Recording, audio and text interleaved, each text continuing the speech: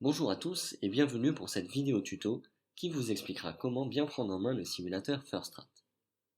Commençons tout d'abord par votre arrivée sur la page.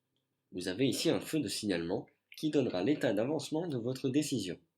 Ce sera à vous de le mettre à jour en cliquant ensuite sur Sauvegarder. Si vous n'avez pas encore travaillé sur votre décision, alors le feu sera automatiquement rouge. Si vous avez commencé à travailler mais que vous n'êtes pas prêt, pensez à passer le feu à l'orange, puis à sauvegarder, comme ceci.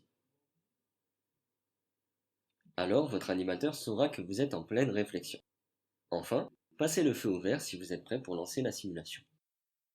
Dans un deuxième temps, comment utiliser l'ensemble des paramètres dans la prise de décision? Vous disposez de 4 champs principaux sur la page de décision. Opération, production, matière première, étude de marché. Commençons par les opérations. Vous avez ici le prix de vente, qui est généralement compris entre 550 € et 800 € selon les différentes stratégies.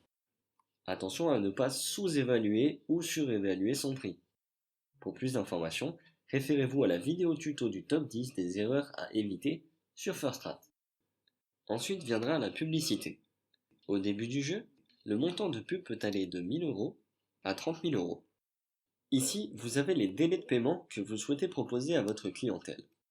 Comptant, vous recevez la somme toute taxe comprise instantanément. 30 jours, vous recevrez cette somme le mois suivant. 45 jours, vous recevrez la moitié de la somme au mois suivant et l'autre moitié le mois d'après. 60 jours, vous recevez la totalité de la somme 2 mois plus tard. 90 jours, vous recevez la totalité de la somme 3 mois plus tard.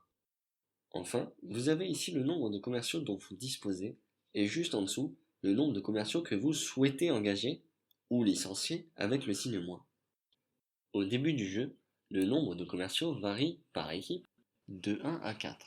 Une fois les commerciaux engagés, vous pourrez leur affecter une commission qui s'affichera sous la publicité.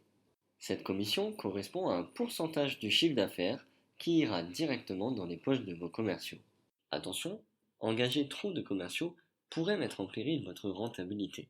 En effet, en plus de cette commission, ils seront rémunérés à un salaire fixe.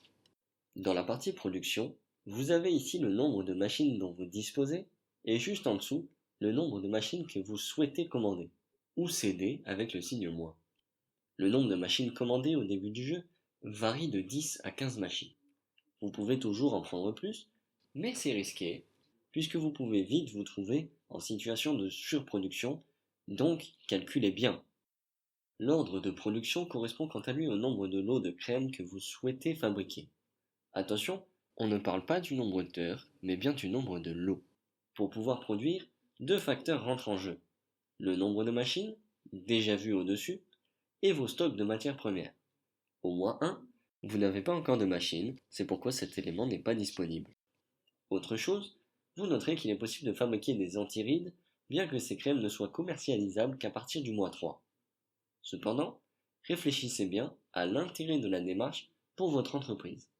Concernant les matières premières, vous devrez choisir votre fournisseur parmi Adichem, Bauchimie et Chimitop. Vous devrez également choisir le nombre de lots que vous souhaitez commander. Vous avez ici le nombre de kilos correspondant. Ces derniers arriveront chez vous le mois suivant, à savoir N+1. Attention donc à bien prévoir votre besoin en matières premières pour éviter une rupture de stock qui vous empêcherait alors de produire. En termes d'études, elles vous permettront d'avoir un œil sur l'environnement de votre entreprise. Leur coût varie. Par exemple, une étude sur la sensibilité client coûtera plus cher qu'une étude sur les prix pratiqués par votre concurrence. Référez-vous au guide de l'entreprise pour plus de détails.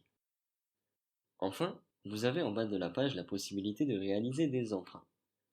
Si vous souhaitez financer l'achat de machines, l'objet de l'emprunt sera immobilisation. Si vous souhaitez combler un vide dans votre trésorerie, généralement lié au délai de paiement, l'objet sera besoin en fonds de roulement. Vous sélectionnerez la période de l'emprunt ainsi que le montant. Ce montant ne dépassera jamais 100% d'endettement sur vos capitaux propres.